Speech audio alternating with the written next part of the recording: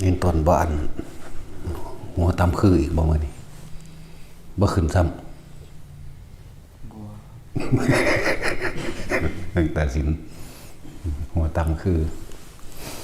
ฝึกหัดเล่นเด้อแต่แม่สิน้อยมันมาอยู่บ่ว่าอีหน้ายากบังกูแท้มาอยู่ เด็กหัว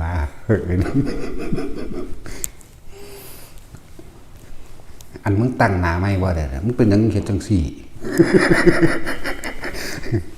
โอ้ยอีหานี่จิ้มจักน้อยแหน่จังคือคนนี่พึ่ง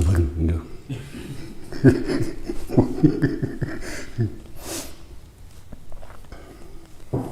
ฝึกหัดเล่นไปเด้อล้วนแล้วแต่เป็นการดึงเอาอาการปีติอันเกิดกำลังฌานเด้นะฌานในวิตกวิจารปีตินี่เขาสิดึงเอาปีติต่างๆออกมาใส่งานใส่ประโยชน์หรือใส่เป็นเครื่องเล่นของเล่นเขาเองสังสมกำลังจิตเหมือนเดิมนั่นแหละพวกอันเห็ดกระดาษออกจากผ้าตลอดทั้งเห็ดสิ่งของต่างๆออกได้แล้วเห็ดเล่นเลยไปนั่นแหละล้วนแต่เป็นการสังสมจนถึงขั้นว่าที่นี่เอาตัวเองออกจากผ้าเอาตัวเองออกเองได้บ่นี้ขมูอันพระเฮ้านี่ก็ใส่ผ้าพับเป็นสามเหลี่ยมแหละแบบเดียวกันกับเฮ้าพับผ้าหน่อยนะเอาตัวเองแล้วก็ดึงทับมาแล้วก็หมุนตัวเองนะหมุนตัวเองแบบเดียวกันแหละกับเฮ้าอันให้มันตามธรรมดาแล้วว่าอยากให้ใส่คำบริกรรมแล้วก็ว่าอยากให้ใส่กำลังจิตที่ในขณะใดขณะหนึ่งที่ว่างรอยต่อระวังความว่างที่สามารถให้ตัวเองออกจากผ้าได้คือเราต่อลมหายใจเข้าปุ๊บกับลมหายใจออกเฉียดกันนิดเดียวสำนันหนึ่งเด้แต่ว่าถ้าเกิดว่าบ่เข้าใจก็ใส่คำบริกรรมเอาเพื่อเป็นตัวบ่มีความบ่ให้มันฟุ้งซ่านบ่ให้มันคิดในทางที่ให้ออกนะส่วนมากจุดหมายเฮาว่าสิออกเนี่ยออกในแม่คือนะยันแต่บ่ออกนี่นะนั่นแหละเป็นจังซั่นมันก็เลยต้องใส่คำบริกรรมเป็นกุศโลบายเอาแต่ใส่คำบริกรรมได้ก็ได้นะโมพุทธลิศหรือนะโมพุทธัสสะมื้อนี้ได้ทั้งนั้นใจว่าล่ะนะโมพุทธลิศหรือนะโมพุทธัสสะแต่ว่าความวิตกไว้ความคิดเอาไว้ว่าคือต้องการตัวเองออกจากผ้าเอาตัวเองออกเองได้นี่บ่แม่นเอาอย่างอื่นอย่างอื่นมันเข้าใจแล้วล่ะนะ เดี๋ยวก็ลองช่วงเฮ็ดไปเรื่อยๆถ้าเกิดว่าตัวเองออกได้แล้วนี่บางที่ช่วงใดช่วงหนึ่งที่เฮาเผลอๆนี่มันจิตทะลุออกห้องนอกห้องได้ถ้าเอาตัวเองออกนอกห้องได้ก็สามารถทะลุเข้าตามกำแพงหินหรือต้นไม้ได้นี่ก็เป็นอันว่าสำเร็จในวิชานี้ในวิธีนี้ในเครื่องเล่นนี้เฮาบ่ได้ถือว่ามันเป็นเครื่องศักดิ์สิทธิ์หรือขังหรือเขิงอิหยังมันถือว่ามันเป็นแค่ของเล่นนะนั่นแหละให้ถือว่าเป็นแค่ของเล่นตัวนี้ได้แล้วป่านนี้เราสิมีอีกส่วนหนึ่งในการทำตัวเองออกจากผ้าได้เอาตัวเองออกจากผ้าได้นี่เฮานึกไว้ณสถานที่แห่งใดแห่งหนึ่งเฮาสามารถไปแต่ช่วงต้องวิตกไว้ก่อนคำว่าวิตกคือคิดไว้ก่อนส่วนเฮาสิไปหาผู้ใดผู้หนึ่งเฮาจะไปทำนั่นบ้านหลังนั่นหาผู้นั้นนั่นสินะเราต้องคิดถึงหน้าผู้นั้นไว้แล้วก็บ่จำเป็นต้องอยู่ในผ้าก็ได้เด้อันนี้มันหมายถึงว่าเข้าถึงตรงนี้ได้แล้วจากว่านี่หมายถึงว่าเอาตัวเองกับทะลุผ้าออกมาได้เองแล้วทะลุกำแพงได้ทะลุฝาห้องตัวเองได้แล้วนะที่นี่แค่รับตา รับตาแล้วก็คิดไว้ซะก่อนได้นี่จักว่าแล้วก็ส่งฌานไปธรรมดามันสิมีดอกช่วงขณะนึงมันสิไปปรากฏตัวอยู่ต่อหน้าเพิ่นปึ๊บนะแต่ทั้งหลายแล้วนี่ต้องเป็นจิตว่างจริงๆเด้ตอนที่เฮ็ดอยู่นั้นต้องว่างแต่ว่าก้อนหน้าจิตให้วิตกไว้ให้คิดไว้คำว่าวิตกไว้ให้คิดไว้มันจะไปปึ๊บนะต้องว่างจิตเป็นอุเบกขาจริงๆเด้จึงไปได้ก็อย่าว่าล่ะพวกนี้นั่นแหละ แต่สิเทียบอย่างหนึ่งถ้าเกิดเคลื่อนเทวทัตตอนนั้นเพิ่นสามารถแสดงฤทธิ์เดชได้แม่นบ่ล่ะเพิ่นก็ว่างจิตอุเบกขาบ่ได้เพื่อสิ่งใดเด้แต่ว่าเพิ่นก็ทะลุเข้าไปในห้องของอาชาติศัตรูและแสดงฤทธิ์ต่างๆสารพัดสะกรแล้วก็เห็นว่าอาชาติศัตรูเกิดความเลื่อมใสศรัทธาหรือย่อมตนแล้วเพิ่นจังเบาเรื่องกิเลสเพิ่นเข้าใจบ่ล่ะแล้วก็เสื่อมจากว่าเสื่อมบัดนี้เมื่อบ่ได้เพราะว่าบัดสิเหาะออกไปจากไปแบบเก่าไปบ่ได้เพราะว่ามันมีความอยากแล้วเข้าใจว่านี่มันมีความอยากแล้วคืออยากเหาะไปคือเก่าแล้วก็มีความโลภหรืออันบอกบ่ดีไว้แล้วกับพระพุทธเจ้านั่นแหละอะไรเลยได้ย่างไป ลักษณะนั้นเลยได้ย่างเมื่อเราง่ายๆบ้านเฮานี่เป็นแค่เครื่องเล่นนี่คือจังสิเรียนว่าสำเร็จในตัวธรรมอันนี้หมายถึงนี่แหละเครื่องเล่นของเฮาตัวนี้อยากว่าล่ะสำหรับการทำกระดาษจากผ้าสำเร็จสูงสุดคือสามารถเอาตัวเองออกไปปรากฏอยู่หันอยู่นี่ได้ทั้งไปทั้งมาต่อไปหาผู้สาวมันมาจากมาได้แล้วเนาะแต่สินข่อยก็จะทื่นแมงซะก่อนเลยไปส่งกูบอก นั่นแหละเขาสิไปปรากฏกายณจุดใดจุดหนึ่งได้ทั้งเบิดบวชในโลกมนุษย์เข้าใจบ่ล่ะแต่ว่าในขณะนั้นเขาต้องว่างเป็นสังขารุปเปกขาญาณได้จริงๆว่างจิตเป็นกลางให้มันได้เด้พวกนี้กลับมาบ่ได้เด้ฐานมันฆ่าอยู่หันก็ไปเห็นว่าก็มาได้ทุกครั้งอยู่แต่เห็นว่าเป็นเบาๆบอกให้นะเอาสิ่งที่ตัวเองเป็นมาทดสอบมาแล้วมาบอกให้ทุกคนสามารถปฏิบัติตามได้นะแต่เขาแก้ว่าได้เขาก็ว่าบอกหรอกนะว่าล่ะแต่ว่าทั้งเบิดทั้งมวลนี่เป็นแค่ของเล่นบ่ได้ให้จริงให้จังยังให้เฮ็ดเล่นๆไปบ่ได้วิเศษวิโสของถ้าผู้ใดจับจุดวาระกิเลสได้มันสิมีช่วงละเข้าใจว่าล่ะแต่ว่าเฮาเฮ็ดนี่เฮาเฮ็ดเล่นเฮาเฮ็ดเล่นหรือเฮ็ดทรมานบังคับทรมานจิตใจคนที่มีมานะทิฏฐิหรือคนที่เฮาต้องการที่สิให้เขาเข้าสู่ธรรมะนะเฮ็ดอยู่มันบ่แม่นเฮ็ดเพื่ออย่างอื่นอันเป็นความเชื่อความทำเพื่อลบล้างลัทธิอื่นหรือทำเพื่อทำลายบุคคลใดบุคคลหนึ่งกับบ่แม่นอย่าว่าเพื่อสลับสักละกับบ่มีนะเขาต้องเฮ็ดแบบว่างๆจริงๆนี่สำหรับสูงสุดของการทำกระดาษออกจากผ้าสามารถเอาตัวเองไปมองหันมองนี่ก็ได้นะนั่นแหละนี่ก็เป็นอีกอันนึงพ่อเข้าใจจุดหมายในเรื่องเล่นๆได้แล้วเนาะไผก็ดีฟังเอาเด้อฟังแล้วก็จับไปทดสอบทดลองต่อของเองนี่คือจุดหมายการทำกระดาษออกจากผ้านี่คือสูงสุดมันสามารถเอาตัวเองไปมองหันมองนี่ได้ทั้งนั้นนี่ต่างหากว่าบ่มีอย่างสิไว้เท่ากับจิตจากบ่ล่ะกายก็ต้องเห็นมันเป็นของว่างอยู่แล้วจิตแค่วิตกไว้นิดนึงมันก็ปุ๊บไปโลดดอกนี่เฮ็ดทดสอบทดลองเบิ่งแล้วก็ทิ่มเอาบ่ได้เฮ็ดเพื่อแนวอื่นอันนี้ก็เป็นวิธีนึง ล้วนแล้วแต่เป็นการสร้างกำลังบารมีสร้างกำลังใจสร้างพลังจิตการละกิเลสการประหารกิเลสก็มีอยู่ในช่องว่างของมันจากบัดนี้อยู่ในช่องว่างระหว่างลมหายใ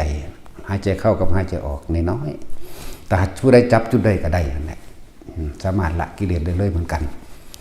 พอกำลังฌานถูก1 2 3 4 5 6 7 8ล้วนแล้วแต่เป็นแค่กุศโลบายในการ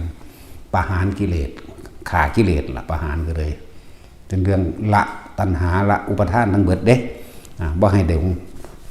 พอบอกเลยว่ามันบ่แม่นของวิเศษแล้วก็มันก็บ่สามารถที่สิไปดับทุกข์ให้ผู้ใดได้ดอกนะบ่อาจสามารถที่สิยังกับภัยได้เพราะสัตว์โลกเป็นไปตามกรรมแต่ที่เฮาเฮ็ดนี่เฮาก็พิสูจน์ในหลายๆอย่างนั่นแหละเฮ็ดพิสูจน์ทั้งสั้นได้ทั้งนั้นนี่คือวิธีที่สูงสุดของคำว่ากระดาษออกจากผ้าคือทำสามารถตัวเองออกไปอยู่จุดนั้นจุดนี้ได้เลยหลายคนก็ทดสอบทดลองเล่นไปนั่นแหละลงแล้วถ้าเป็นการส่งชาญเด้อส่งชาญจะเริ่มชาญเป็นการคมกิเลสไปเบิดนั่นแหละอย่างว่าล่ะเป็นการคมความคิดเจ้าของออกไปในการไปอยากได้อยากดีอยากมีอยากเป็นในการไปทำลายเบียดเบียนผู้อื่นแบบนี้ของเฮามันคุกฝุ่นมกมุ่นอยู่เฉพาะการที่คมเจ้าของการที่ส่งชาญเองนั่นแหละมันกะละของมันเองโดยอัตโนมัติอยู่แล้วล่ะมันว่าล่ะเพราะว่าใจของเฮาบ่ได้ไปคิดสร้างผู้นั้นเกลียดผู้นี้นะบ่ได้ไปหักไปสร้างผู้ใดบ่จะไปปล้นไปกี้ไปฆ่าไปตีขี้เหล้าเมายากับไผดอกนั่นแหละมันก็เลยเป็นการละไปในตัวของมันอยู่แล้วคมก็ได้เป็นการคมไว้นะส่วนการละคือการเห็นตามความเป็นจริงนะเมื่อเห็นตามความเป็นจริงแล้วก็หาเครื่องอยู่เท่านั้นแหละเห็นตามความเป็นจริงย่อมรับเกิดความเบื่อหน่ายคลายออกจากความปรารถนานี่เป็นทางปัญญาตอนนี้เฮาสร้างระหว่างสมถะภาวนากับวิปัสสนาภาวนาต้องตีคู่กัน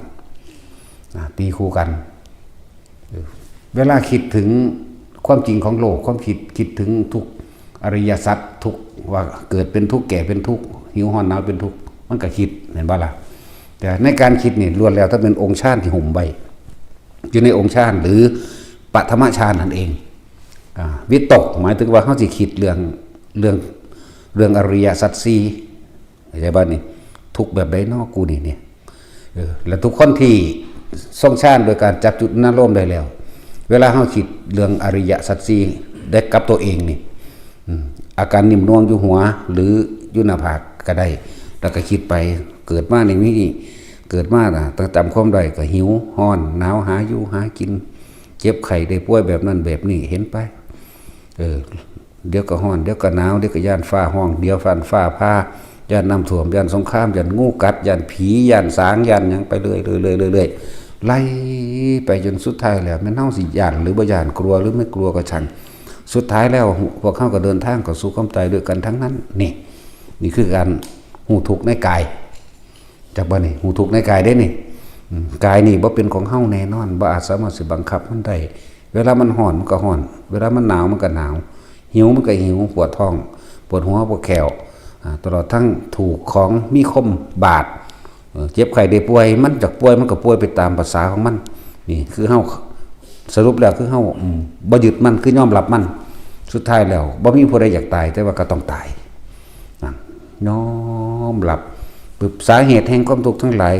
บัดนี้เฮาก็นี่คือทุกขังอริยสัจจังโดยตัวเองก็จะว่าเอาเรื่องของตัวเองได้มาคิดนี่เรียกว่าเดินวิปัสสนาปัญญาคือพิจารณานั่นแหละพิจารณาให้มันนูแกงทางความเห็นร่องแล้วก็เป็นอนิจจังทุกขังอนัตตาเนี่ยในร่างกายนี่เป็นอนิจจังหายความจีรังอย่างยืนแข็งแน่นอนบ่ได้ล้วนแล้วแต่เป็นทุกข์ด้วยกันทั้งนั้นทุกข์ภายนอกคือทุกข์กายก็เจ็บปวดร้อนหนาวล่ะทุกข์บ่มีแต่ว่าก็ต้องรับสภาพทนได้สิ่งเหล่านี้มันบ่สะเทือนใจได้ดอกถ้าใจมันบ่หยุดจากบ่ล่ะนั่นสาเหตุแห่งทุกข์ทั้งหลายก็คือความอยากได้ดังใจเนาะที่เฮาเวียนว่ายแต่เกิดอยากได้อยากดีอยากมีอยากเป็นสารพัดก็คิดไปตั้งมาอยากรวยนั่นเกิดมานี่อยากรวยอยากมีนั่นเด้อยากมีนี่เด้อยากเสกสรรดลบันดาลอันนั้นอันนี้ได้เด้นี่ตัณหาเห็นบ่ล่ะพวกเฮาเป็นเด็กน้อยเฮาก็คิดเอาแต่เด็กน้อยหมดเลยตัวตะกี้เฮาอยากเป็นซูเปอร์แมนมั่งเนาะอยากเป็นอันนั้นอยากเป็นอันนี้ก็ว่าไปอยากเป็นครูอยากเป็นทหารอยากเป็นตำรวจนี่โอ้มีแต่ความอยากนี่สาเหตุมันแต่ว่าอยากรวยนี่อยากร่ำอยากรวยอยากมีบ้านอยากให้พ่อแม่สุขสบายเด้บ่อยากผู้ใดมาลำบากเด้เนี่ยต่อมาก็อยากได้ผัวแบบนี้อยากได้เมียแบบนี้เด้บัดนี้มันไหลไปเรื่อยเข้าใจบ่นี่แต่ความอยากเมื่อได้ผัวได้เมียแล้วก็อยากได้ผัวดีๆแบบนี้ อยากได้เมียดีๆแบบนี้อยากได้ลูกชายแบบนี้อยากลูกหญิงแบบนี้อยากให้ลูกได้บวชอยากให้ลูกได้แต่งงานได้คาดองทดแทนบุญคุณพ่อแม่นี่ล้วนแล้วแต่เป็นความอยากนั่นบ้านี่อยากมีแต่อยากได้อยากดีอยากมีอยากเป็นแบบนั้นแบบนี้นะแต่ว่าสุดท้ายแล้วมันก็ต้องมาลงว่ามันอยากเพียงใดก็ช่างเมื่อบ่ได้สมใจปรารถนาโอ้แปลว่ามันเป็นทุกข์เพราะว่าเฮาบ่ได้ดังที่ตัวเองปรารถนานะตราบใดถ้ามันยังมีความอยากอยู่แบบนี้เฮาก็ต้องเวียนว่ายตายเกิดตัณหาคือความอยากของตัวเองอุปทานคือความยึดก็คืออารมณ์พอใจและบ่พอใจนี่เองนี่ก็ไล่เข้ามาในการพิจารณาควรพิจารณาอันนี้ถ้าใครควรโดยปฐมฌานก็ให้มีอาการปิติขึ้นมานำเข้าใจบ่นี่วิตกคือการคิดใครควรและพิจารณาวิจารณ์ก็สืบต่อเนื่องไปอย่าออกนอกทางปิติก็เกิดนี่เป็นปฐมฌานแค่นั้นเองบ่ต้องไป2 3 4ยังก็ได้หรอกแต่ว่าไม่มีก็คือมีนั่นแหละนี่พูดถึงว่าพูดถึงว่าคนที่เขาเจ้าบรรลุแค่เพียงแค่นี้ก็ได้แล้วนะบางคนอาจจะเข้าใจว่าต้องได้สมาบัติ8ต้องเข้าฌาน4อย่างนั้นนะแต่จริงมันบ่แม่นเข้าหรอกมันก็ส่งไปของมันนั่นแหละนะทีนี้พิจารณาไปเรื่อยแหละเมื่อกำลังฌานมันมีแล้วกำลังวิปัสสนามันก็ออกมาเดินของมันเองปัญญาการพิจารณากับไอ้คนสลับไปสลับมาอยู่นี่แล้วก็การเห็นในปัจจุบันมื้อนี้เขาเห็นโดยบ่คิดเป็นแบบใดเนี่ยก็ทรงฌานนั่นแหละมันก็สิคอยเข้าใจของมันเองหูจักต้นเหตุของปัญหามันแล้วก็หาเครื่องยูนตัวตราบใดที่ยังมีความอยากตราบใดที่ยังมีเหตุปัจจโยเหตุและปัจจัยทั้งหลายหาสัตว์เว้นวัฏเกิดคือตัณหาและอุปาทานนี่เองคือความเข้าไปยึดในบุคคลสัตว์สิ่งของ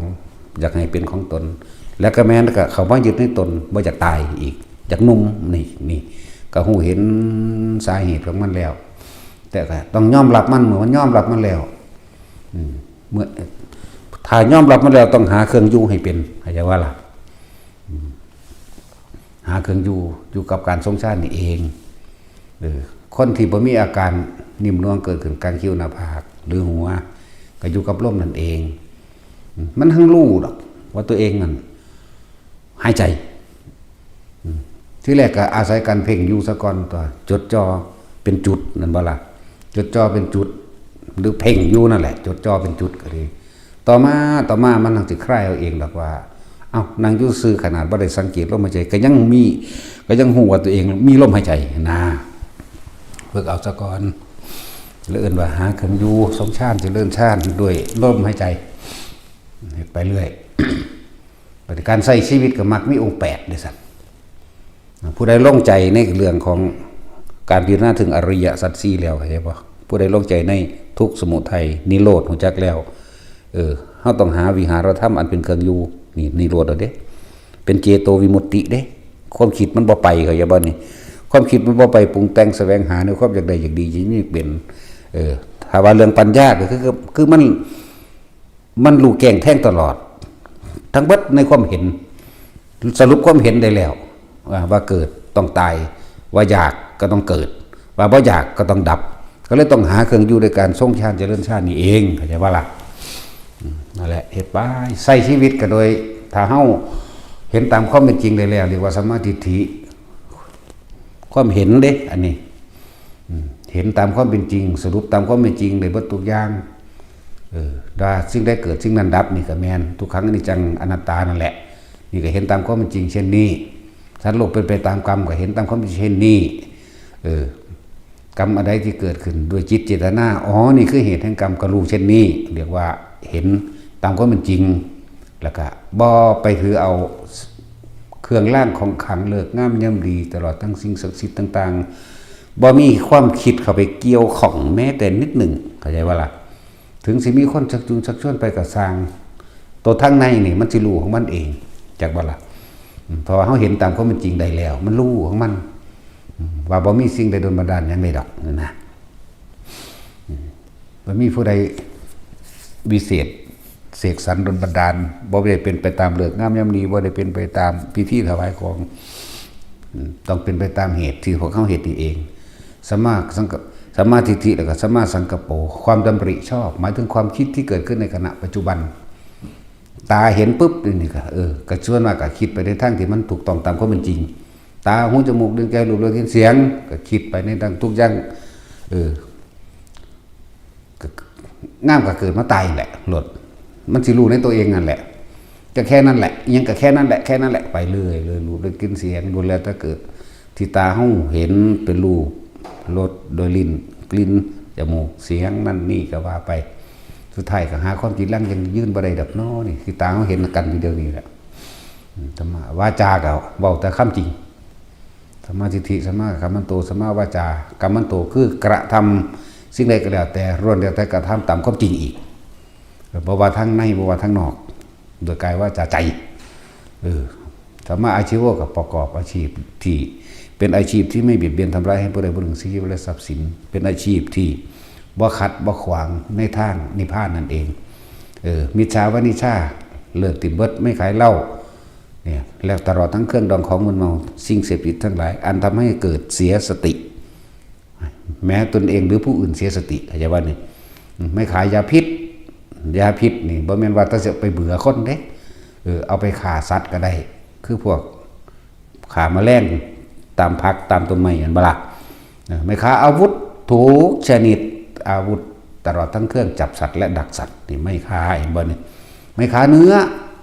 หมายถึงสัตว์ต่างๆไม่ค้าเนื้องัวเนื้อควายหรือเอางัวเอาควายมาขายแล้วนะหมูเห็ดเป็ดไก่มื้อนี่นะนี่เรียกว่าไม่ค้าเนื้อสัตว์มีชีวิตนี่จากวันนี้เพราะว่าเฮาสิบ่ไปสั่งให้เขาตายเพราะว่าเฮาเป็นผู้สั่งจากวันนี้แต่ถ้าถึงแม้จะกินเนื้ออยู่หรือทำอาหารที่เกี่ยวกับเนื้ออยู่เฮาสิบ่ได้ไปจำเพาะเจาะจงว่าเอาสันให้แน่เอาสันให้แน่เด้อจัก50โลเอาเนื้อให้จัก200โลแน่เด้อเป็นเขียงนั่นน่ะแต่ว่านี่เฮาไปซื้อเอาเลยหมายถึงคือเฮาบ่ได้เป็นผู้ไปสั่งในโลกค้าเข้าใจบ่นี่นั่นแหละแล้วก็ไม่ค้ามนุษย์จากวันนี้คำว่าค้ามนุษย์นี่ห่วย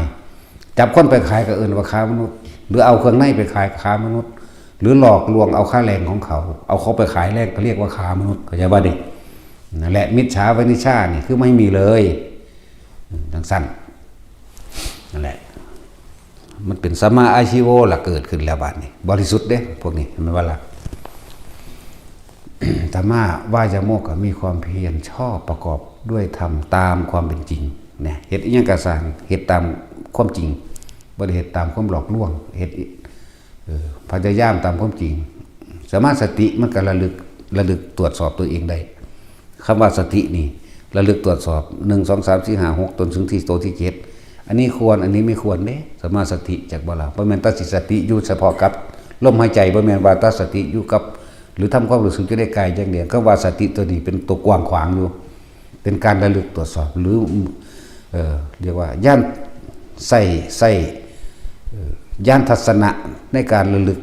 ว่าอันใดควรอันใดบ่ควรจากว่าล่ะมันก็เป็นสมาธิเมื่อมันจะจิตตั้งมั่นบ่หวั่นไหวกับสิ่งที่เข้ามากระทบเองสมาธิเราจิตตัวนี้เลยวังบ่หวั่นไหวมิตรรู้ไปผู้ที่เว้าจังซี่ก็รู้ผู้ที่เว้าจังซี่ผิดหรือถูกก็รู้ในหั่นแต่ว่าบ่ไปตัดสินผิดถูกกับไผเด้เพราะว่าบ่มีความเข้าไปยึดมั่นถือมันผิดมันก็รู้ถูกมันก็รู้แต่ว่าบ่เข้าไปยืนยันตัดสินกับไผสมาธิเขาโกหกนินทาก็รู้เขายกย่องสรรเสริญก็รู้ได้อันนี้มาถ้าบ่ยึดแล้วก็บ่มีแนวเสียก็แล้วกันนะเรียกว่าได้ลาภบ่เสื่อมลาภดอกเพราะว่ามันบ่ได้คิดว่าได้จักบ่ได้ลาภสมญาติยศสมยศนั่นคือภาษาที่เขาจะออกมาสื่อสารแต่ว่าคนที่เป็นแบบนั้นจริงๆน่ะ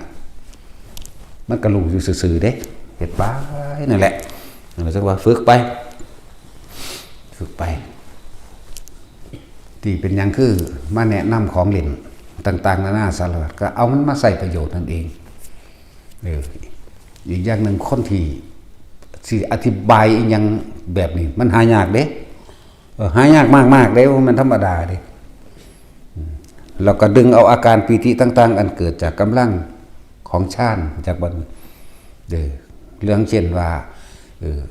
เอาอาการปีติอันเกิดจากการภารณาปีตินี่ทำให้กายโยกกายสั่นนี่มัน โยกหน้าโยกหลังโยกซ้ายโยกขวาแล้วเฮาสามารถดึงเอาอาการปิตินั้นว่างจิตแบบใดใส่คำบริกรรมแบบใดถ้าเฮ็ดบ่เป็นก็ยังมีวิธีกุศโลบายให้ว่าให้พวกเจ้าใส่คำบริกรรมเป็นตัวนำว่านะมะพะทะเด้อเฮาทรงฌานโดยจับจุดอารมณ์เป็นแล้วแต่ว่าบัดนี้เฮ็ดจังได๋มันสิสั่นได้เห็นบ่ที่จริงนั่นน่ะโตวิตกไว้คิดไว้นั่นคืออยากให้มันแขนสั่นตัวนี้คือมาปรับธาตุธาตุอันใดมันพิการอย่างว่ามันบ่สมดุลกันคือความเป็นโลกนั่นเองจึงให้มาปรับธาตุมันสิสั่นของมันบัดนี้บ่ต้องไปสนใจคำที่เขาเว้าว่าปุกพระหรืออันผีทรงเจ้าเขาทรงบ่ต้องไปสนใจเพราะว่าเฮาสิเบิ่งกำลังเฮาสิเบิ่งของเฮาเองคือเฮาทำความรู้สึกอยู่ในกายเฮาบ่ให้มันออกข้างนอกตะกี้เขาแต่เฮาเป็นเน้นหน่อยเฮาไปเห็นไปเอาหวยเอาเลขนั่นบ่ล่ะไปเบิ่งผู้สาวไปเบิ่งนั่นเบิ่งนี่ซื่อๆเด้เพราะว่าหยังคนบ่เข้าใจอริยสัจสี่ตะกี้นั่นแหละเฮาเฮ็ดเป็นมาแตะพุ่นแล้วล่ะแต่ว่าเฮาบ่ไปแบบนั้นบัดนี้เฮาก็มาพลิกไปทางมันดีตัวพลิกไปในทางที่สูงพลิกไปทางให้มันเกิดประโยชน์โดยตนเองและผู้อื่นพร้อมนะครับเขาสิฝึกแบบนั้นส่วนมากสิไปแต่ทั้งต่ำดอกไปทั้งสูงก็ได้ที่จริงนั่นยกจิตไปสู่ที่สูงไปทั้งไม่ไปเบิ่งอันนี้ก็ได้เด้ล่ะแต่ว่าเฮาบ่จักให้ไปเท่านั้นเฮาให้อยู่ในตัวเองเอาอาการปิติตัวนี้ภารณาปิติเนี่ยเรื่องจะ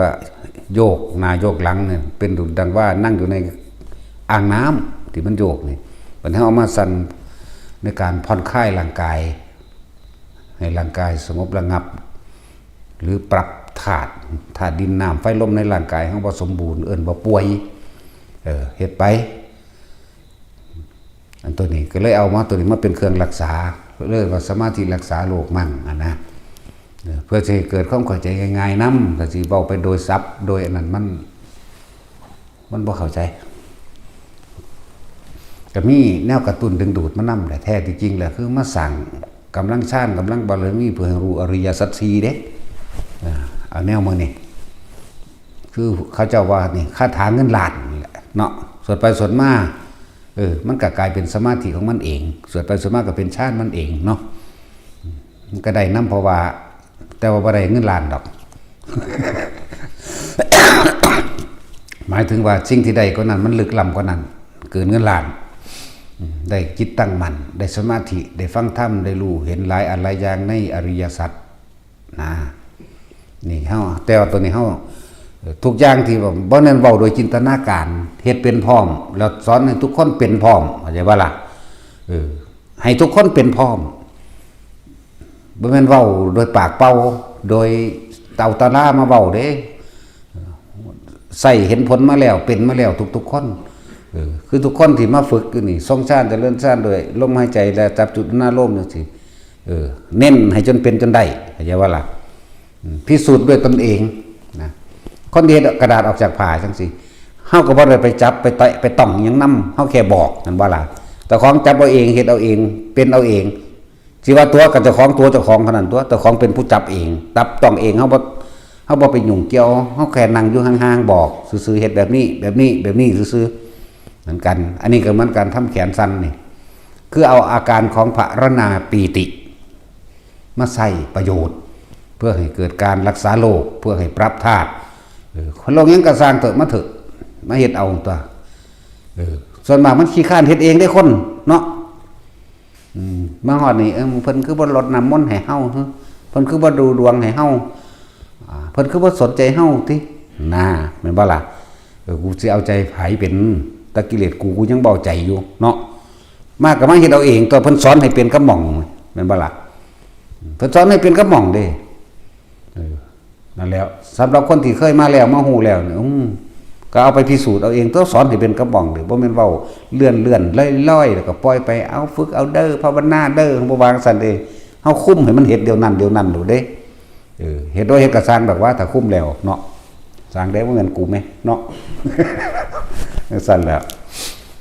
เฮาก็มีผู้ซอยฝึกนำตัว กันเกิน3 นาทีแน่กันอีหาอีประสาทตัวได้บาดแต่พวกผู้หญิงก็เลยก็ไล่ไปฝึกน้ำผู้อื่นพุ่นเดี๋ยวเขาบอกปั๊บหมดเขาบอกไปน้ำเขาก็เป็นไปน้ำหมดเนาะ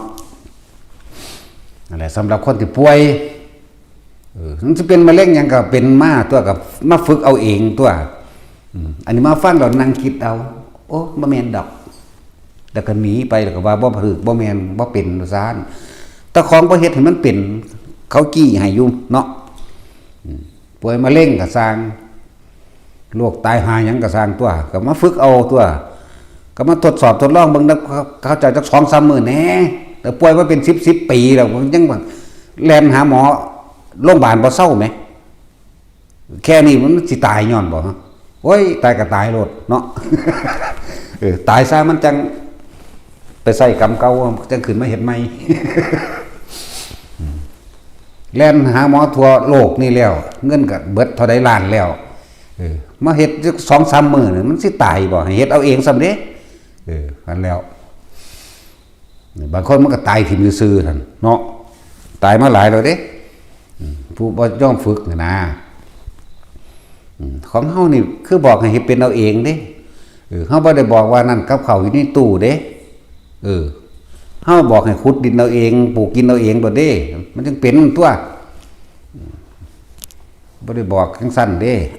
ต้องเฮ็ดเอาเองเป็นเลยนั่นแหละมาฝึกมาเฮ็ดไปประโยชน์มันบ่แม่นแค่ว่ารักษาโรคได้บาดนี่มันยิ่งกว่านั้นอีก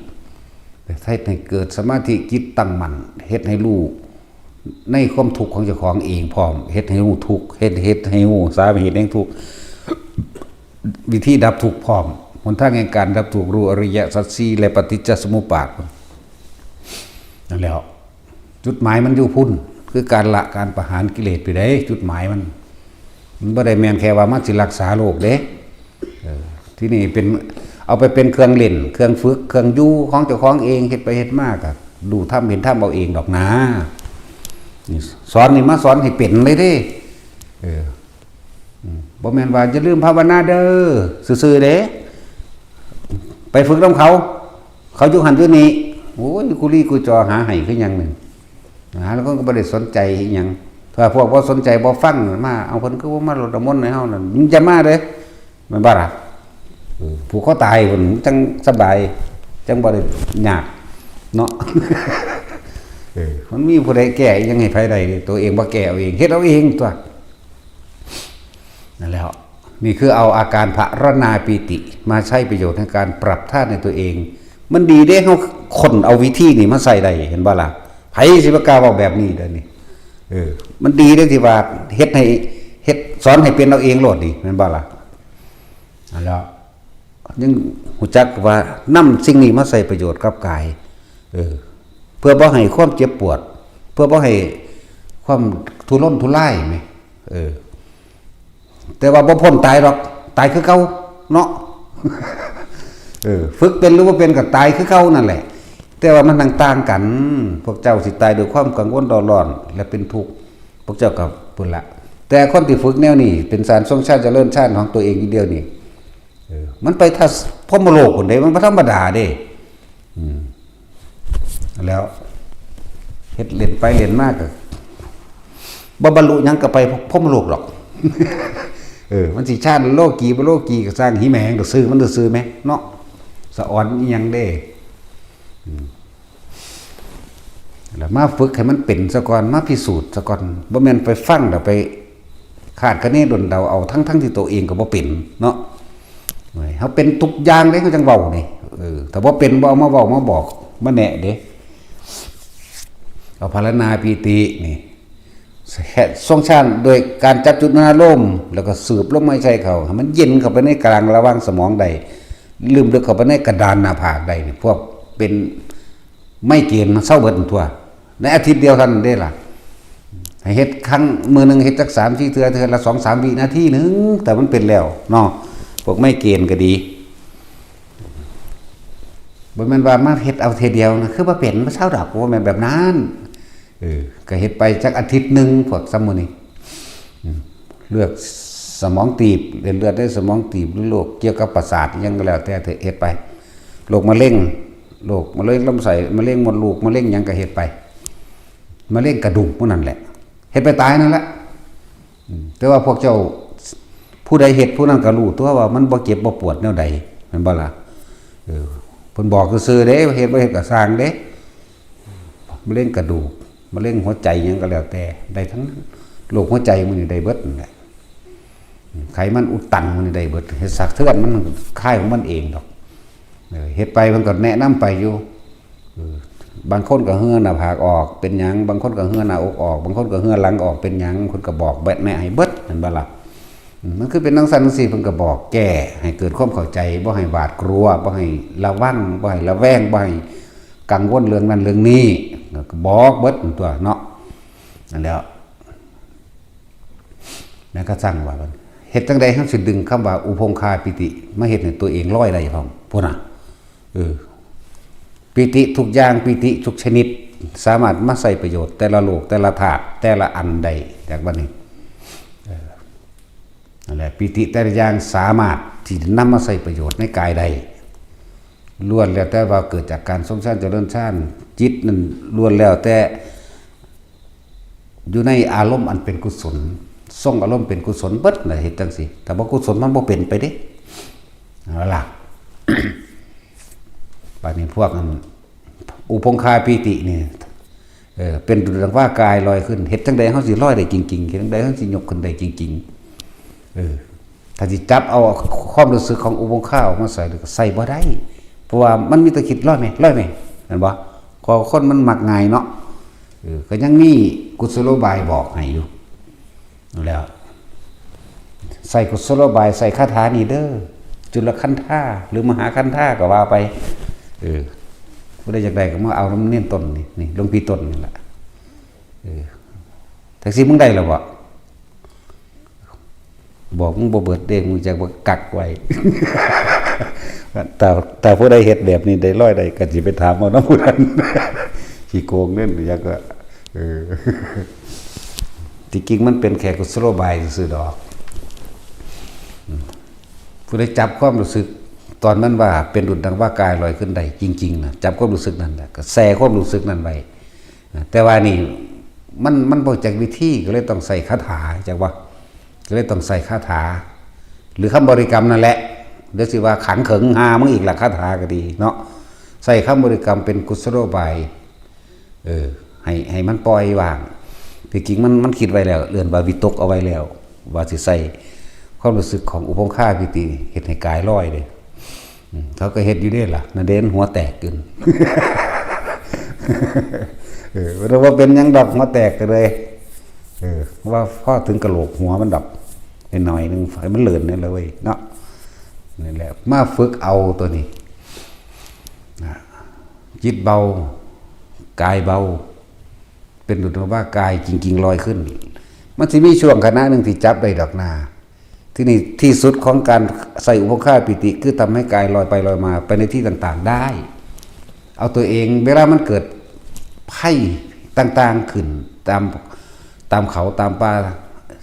หรือตามใจก็แล้วแต่เถอะเขาสามารถลอยออกนี้ได้ตัวเห็นบ่พอหมกเขาละยังลอยได้เนาะเพิ่นบ่ได้มันนั่งรับตาเขาชาญเขาเช่นนี่ยังเด้ของเพิ่นฝึกจนเพิ่นชินชำนาญแล้วเพิ่นก็ใส่วิธีของวืดไปเลยได้ล่ะอย่างสั้นแหละเป็นเครื่องอยู่เด้อบ่ได้เป็นฤทธิ์เป็นเดชอีหยังไผสิเอิ้นว่าฤทธิ์ว่าเดชว่าหยังก็เอิ้นไปแล้วแต่ไผสิให้ความหมายกับมันส่วนเฮาเป็นเครื่องเล่นของเล่นกีฬาสมาธิก็ว่าไปเรื่องเครื่องเล่นฝึกไปนี่เอาอุปงคาปิติแบบมันสลอยอีหลีมันวือขึ้นดิถ้าจะเกิดอันเรียกว่าขุตกาปิติขนลุกขนพองสยองก้าวก่อนนั่นว่าวือคุ้มตัวนั้นให้มันได้คำว่าคุ้มบ่แม่นแนวอื่นเด้คือว่างจิตเป็นกลางกับอาการที่มันเกิดเดี๋ยวว่านี่เด้อว่างจิตเป็นกลางกับอาการมันเกิดมันสิเป็นวือขึ้นขนหัวลุกแบบบ้ามันปานหญ้าค่าตั้งสันหลังขึ้นพุ่นได้บ่ธรรมดาเด้เฮาก็ว่างจิตเป็นกลางแค่สังเกตความรู้สึกในกายธรรมดาเนี่ยบ่ได้ไปให้คา บ่ให้คิดบ่ให้สรุปความเห็นว่าคือหยังเป็นหยังผิดหรือถูกไรหรือดีเด้เบิ่งไปเรื่อยบางที่กายก็สิพองขึ้นมั่งถ้ามันเมื่อตายเฮ็ดโลดมันจังบ่ตกใจเข้าใจบ่ล่ะลอยก็คือลอยโลดเฮาเคยจับความรู้สึกนิ่มนวลอยู่กลางถากได้แบบใดเวลามันลอยก็จับความรู้สึกลอยแบบนั้นแหละเข้าใจบ่ล่ะโตมันลอยไปนั่นน่ะแต่เฮ็ดในกุฏิก่อนทะยานบางคนว่าถ้าลอยบ่ลงมาเฮ็ดจังได๋ซั่นโอ้ยบ่ทันลอยอยู่ บ่ทันลอยอยู่ย่านล่ะโอ้ยมันลอยไปตายอยู่เพิ่นมันก็ไปพรหมโลกพุ่นตัวมันคนทรงชาติไปแม่แม่นบ่ล่ะมันก็ไปแม่นบ่ลอยมันก็ตายอยู่แล้วแม่เนาะ ตายในชาติไปพรหมโลกเบิดละไผก็ดีแหละนี่บอกวิธีลอยเด้อบอกวิธีกายลอยขึ้นบางคนมันสิเป็นวื้อขึ้นก่อนเด้เป็นขนลุกน่ะขนลุกขนพองสยองเก้าวื้อขึ้นหูเบิดนั่นแหละเป็นไข้ล่มแต่ว่าบ่แม่นล่มขนตั้งสังล้างขึ้นคือหยังนี่เด้ว่าธรรมดาเด้บัดนี้กายก็เริ่มโยกได้บาดนี้โยกถ้ามันยกขึ้นกับส่งไว้จากส่งไว้ผู้ใดเฮ็ดแขนสั้นเป็นแล้วเฮาส่งแขนสั้นไว้จังใดได้เฮารักษาตอนมันสั้นจังใดได้เข้าใจว่าล่ะเฮาหยุดมันก็ได้เฮาปล่อยมันสั้นต่อก็ได้แม่นสิน้อยเฮ็ดเป็นแล้วบ่เวลาเนาะแขนสั้นเนาะไปยักหน้านะเอาเวียงออกจากอีนี่ก่อนอีหานี่จังเห็นนั่นเฮ็ดหน้าพึ่งเบิ่งเป็นตาญาณหลายก็เลยเอาแนวสวยงามให้เบิ่งนี่เนาะนั่นแหละเฮ็ดตอนเฮาแขนสั้นอยู่นี่หยุดก็ได้แม่นบ่ปล่อยก็ได้แม่นบ่นั่นแหละตัวนั้นก็เหมือนกันถ้ามันลอยขึ้นมาระวังจักคืบ1ศอก1หยุดก็ได้ปล่อยลอยก็ได้จื้อไว้เด้อถ้ามันลอยก็ดีจื้อไว้เบิดทุกอย่างนี่แหละบ่แม่นว่าบอกแต่อันสิน้อยอย่างเดียวมันบ่ได้ชื่อว่าน้อยดอกมันชื่อว่าคูณซื้อบ่ม่วนพวดเลยเอิ้นน้อย ซื้อหามันยังซื้อคือตะคูณหัวล้านเนาะมันเป็นซื้อคือคนสิลายพวดเลยโอ้ยบ่อยากเอิ้นมัน ไปเนาะนั่นแหละเฮ็ดไปเฮ็ดเล่นอยู่ในห้องผู้เดียวนั่นแหละเฮาเฮ็ดแขนสั้นได้แล้วเฮาลองหยุดมันก็หยุดถ้าเฮาปล่อยสั้นก็สั้นต่ออาจจะว่านี่อันนี้ก็เหมือนกันเฮาก็ลองหยุดซะนี่เฮาปล่อยขึ้นก็ขึ้นเฮาปล่อยลงก็ลงเด้เฮ็ดไปแต่เอาเจ้าของออกจากภาคคือเฮ็ดเล่นเบิดทุกอย่างนั่นแหละอันมั่วตัวไปโลดแต่ว่าอยู่ในชาตินี่แหละอยากว่าเฮ็ดเล่นเบิดทุกอย่างมันสิจับจุดได้1ดอกนานั่นแหละ ต้องบอกว่าเฮ็ดเล่นไปเถอะส่วนเฮ็ดจังใดเฮาสิมีหูทิพย์หรือตาทิพย์ก็ต้องจับเอาเรียกว่าอาการปิติอันเกิดจากอย่างหลังลืมละขุตกาปิติขันนิกาปิติภารณาปิติโอกันติกาปิติโอกันติกาปิติแสงสว่างเกิดขึ้นแต่ผู้ใดจับแสงสว่างได้ส่งไว้นานๆเดี๋ยวก็หูเองง่ายๆอันนี้ง่ายๆสมมติว่ามันแสงวาบมาจับแสงนั้นเลยเข้าใจว่านี่เดี๋ยวมันก็กลายเป็นประกายพลึกเองแต่มันกลายเป็นใส่วิธีคิดเอาแล้วตัวนั้นจะปรากฏขึ้นเองมันจักบ่ชื่อได้ว่าแท็กซี่จับแสงอะไรอันหนึ่งที่มันถึงที่มันรู้สึกสะดุดในตนเองแบบเหมือนเขาที่ว่าเคยเห็นแสงสว่างจ้าเบิดดังสันดังซีนะแล้วก็ให้จำเอาแสงอันนั้นแหละจากบ่นี้แต่ว่าบ่ให้รับตาเด้ให้มื่นตาเฮ็ดก็จะบ่นี้แม้มันสิเห็นตอนรับตาก็ช่างแต่ว่าให้จำเอาเหมือนกับมื่นตาเฮ็ดนะพวกเขามื่นตาเห็นหลายอยู่ดิมันว่ามันก็จำเอาเลยรับตาก็เห็นได้มื่นตาก็เห็นได้เราแซ่ไว้จักน้อยนะปล่อยมันหายก็ได้ปล่อยมันมากก็ได้เนี่ยเหมือนกันกับแขนสั้นปล่อยสั้นก็ได้ปล่อยสั้นก็ได้หยุดก็ได้เข้าใจบ่ล่ะถือเอาเด้อเดี๋ยวส่วนมากกันคนยันผีสิมาดิ คนยันผี ผีว่านั่นแหละให้เฮ็ดไปเฮาจำเอาอยู่มันจำเอานี่มันบ่แม่นแค่ภาพจำเด้มันสิเป็นของจริงเกิดขึ้นมาเลยเฮาบาดนี้มันใช้วิธีนึกได้เด้รู้จักบ่เหมือนกันกับแขนสั่นเฮาเฮ็ดหยุดก็หยุดได้ใส่ความรู้สึกหยุดเหมือนกับมีความคิดปนเข้าไปอยู่เข้าใจบ่นี่หยุดมันก็หยุดปล่อยสั่นก็สั่นแสงนี่ก็เหมือนกันแบบนี้เฮาก็เฮาจับมันได้แล้วเฮาคิดว่าให้มันขยายมันก็ขยายเด้เข้าใจบ่ล่ะขยายใหญ่ขึ้นนะจากน้อยๆซอกำปั้นนี่ใหญ่ขึ้นใหญ่ขึ้นเฮาสิเอาจอเท่าใดก็ได้ทั้งนั้นนะนั่นแหละเพื่อทุกคนที่เล่นอยู่ในนี่ได้อันใดอันหนึ่งได้วิธีใดวิธีหนึ่งก็เฮ็ดไปเป็นเครื่องอยู่ของเจ้าของเองที่บอกไปร่วมดวงตาเพิ่นว่าร่วมมิตรแกงหม้อใหญ่เนาะบ่แม่นแกงหม้อเล็กแกงหม้อเล็กคือจอลงไปเป็นเรื่องเฉพาะของคนผู้นั้นนะแกงหม้อเล็กนี่เน้นย้ำเอาของเฉพาะจอเอาสำหรับบุคคลนั้นแต่หม้อใหญ่นี่ร่วมซะก่อนบางทีทุกคนบางที่มันได้เฮ็ดไปแบบนั้นแบบนี้โอ้มันเป็นแบบนี้แล้วถึงวิธีอันถึงที่ตัวเองเป็นแล้วก็จับวิธีมันเพิ่นแนะไว้เบิดล่ะอันบ่ล่ะนั่นแหละจำแสงสีใดก็ตามที่มันถึงนะพวกที่บาดนี้เฮาสามารถที่สิรู้อยากเห็นอีหยังใดเวลาใดมันก็ได้เองเข้าใจบ่ล่ะ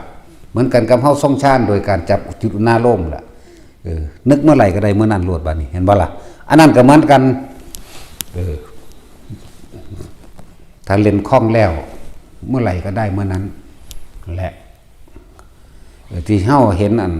ในตำราว่าเขาเจ้าแสดงฤทธิ์เป็นจังซี่เฮาสิเข้าใจว่าไปเข้าฌานสมาบัติ8จังซี่บ่แม่นดอกรู้จักบ่คือวือไปโลดนะเขาเจ้าก็ลอยขึ้นโลดได้ล่ะบ่ได้เข้าหยังแต่ความรู้สึกของเขาเจ้าฮู้ได้จักบ่นี่แท็กซี่เวลามึงย่างไปน่วงขึ้นหน้าผากเลยบ่ล่ะก็แบบนั้นแหละแบบนั้นแหละเหมือนกันกับเฮาเฮ็ดแขนสั้นนี่มันก็สั้นขึ้นเลยได้เด้ล่ะมันสั้นขึ้นเลยบ่ได้เฮ็ดเอาเด้กูปล่อยมันสั้นมันก็สั้นไปเลยเด้โยกก็เหมือนกันกูหยุดไว้เบิดทุกอันซื่อๆเด้ที่จริงเกิดขึ้นเบิดพร้อมกันนี่แหละแต่หยุดไว้นั่นแหละเฮ็ดไปให้ฮู้จักดอกฝึกไปเรื่อยๆเล่นชิ้นแต่ละอันแล้วมันก็เป็นการละปัญหาอุปทานไปในโตอยู่ในหันแหละเครื่องเล่นหลายพอดอกของเฮาเนาะมันเป็นเครื่องอยู่เพื่อบ่ให้ไปคิดถึงผู้นั้นผู้นี้คนนั้นคนนี้ตัวเป็นเครื่องอยู่เป็นเดือหารธรรมก็ว่าเป็นเรื่องแห่งใจของเฮาก็ว่าเฮาบ่รู้จักเครื่องอยู่หรอกถ้าบ่อธิบายเพิ่มเติมคนตะกี้ที่บ่ทันได้ฝึกคำว่าเครื่องอยู่นี่อยู่กับลูกนั่นแหละเป็นเครื่องอยู่เขาที่บ้านนี่อยู่กับลูกอยู่กับหลานอยู่กับให้อ้อยให้มัน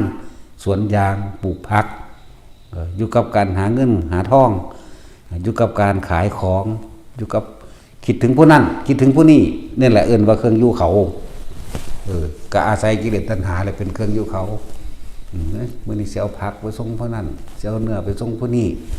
มื้อนี้สิไปหาปลาบางหันบางนี้พวกผู้หญิงก็สิไปปลูกผักสิไปฮดนั่นบางหันบางนี้นั่นเป็นเครื่องอยู่เขาอยู่กับกิเลสแต่ของเฮาคืออยู่ในตนเข้าใจว่าคำว่าอยู่ในตนอยู่กับอาการปีติอย่างใดอย่างหนึ่งอยู่ในกายแห่งตนนั่นแหละกายเวทนาจิตเวทนากายย่านี้ออกจากกายยึดกายเข้าไว้ยึดก็ยึดความรู้สึกบ่แม่นยึดในลักษณะว่าบ่ตายเด้เข้าใจว่าล่ะ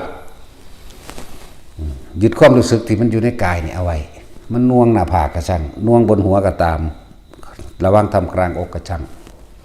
หรือบางที่มีแสงสว่างก็จับแสงสว่างไปตามเลยกลางวันก็ได้กลางคืนก็ดีได้ทั้งเบิดอย่างว่านี่อันนี้มากูจับอันนี้ไว้อย่างว่านี่บ่แม่นเอามือจับเด้ เอาจิตจับพุ่นเด้ส่งแซ่ไว้จะว่าส่งไว้แซ่ไว้จังซั่นแหละนั่นแหละความรู้สึกโยกจริงๆเฮาปล่อยให้โยกมันก็โยกเลยแต่ว่าใส่ความรู้สึกหยุดมันไว้ใช่บ่นี่ปล่อยให้ลอยมันก็ลอยปล่อยให้โยกมันก็โยกผ นลุกขนพองสยองเก่าก็ได้อิ่มเอิบทุกดินตันใจนี่ก็ได้แต่ทุกอย่างนี่ตอนนี้อยู่ในระดับยุคกลางๆมันถ้าสิใส่อันใดอันหนึงดึงมาใส่เลยความชำนาญจากความชำนาญบ่ดึงเข้ามาดึงแค่นึกถึงอาการนั้นปุ๊บก็เป็นได้เลยจักว่าล่ะฝึกไปเรื่อยเล่นไปเรื่อยพวกกระดาษออกจากผ้าผู้ใดเฮ็ดหยังบ่ทันออกก็เฮ็ดไปเล่นไปอันนี้บ่ได้ก็เฮ็ดอีกอย่างนึงอันนี้บ่ได้ก็เฮ็ดอีกอย่างนึงนั่นน่ะล้วนแล้วแต่เป็นการฝึกจิตให้ตั้งมั่นทั้งเบิดล้วนแล้วแต่เป็นกุศโลบายในการที่จะละกิเลสประหารกิเลสทั้งเบิดบ่ได้เฮ็ดเพื่อลาภสักการะบ่ได้เฮ็ดเพื่อจะถามราศักดิ์อีหยังบ่ได้เฮ็ดเพื่อสิล้มล้างอีหยังแต่ว่าคุ้มนินตนมันได้มึงได้กูจะบังคับมึงไปถ้ามันผิดกูสิผิดเองกูรับผิดชอบจักว่าล่ะเนาะไม่พระพุทธเจ้าผมก็ยังสั่งพระอันสุมาณะสามเณรสุมาณะแปลวน้ำยุสะอนุดาตได้ตัวเนาะเพิ่นคือหามหรือเพิ่นคือสั่งเนาะคือสั่งให้พระโมคคัลลาปราบพญานันโทปนันทนาคราชน้อยบ่ล่ะแม้กระทั่งสังพนากิจภาษาคละเอาแสดงกันเต็มที่เลยแสดงก็จนว่าเบิดนั่นสิแสดงเอาไปเอามาเบื่อแสดงอย่างนี้เขาป้าซ้ำทั้งสี่ได้ล่ะอะไรเดี๋ยวเขาสิว่าเฮาอวดเฮาก็เลยต้องอ่างแมงเลยนะเนาะกูมีเงินไผเด้เฮ็ดไปมันนึงมีผู้กระเซาะกระแซะเข้ามานะเฮ็ดบ่เป็นดอกพวกแซะเข้ามานั่นนะมันบ่แท็กซี่แต่เฮ็ดเป็นเว้าเด้คนบ่ถึงกันมันบ่คนบ่ทันได้ฮู้นั่นเว้าเด้แต่คนฮู้เขาบ่เว้าเด้นั่นแหละ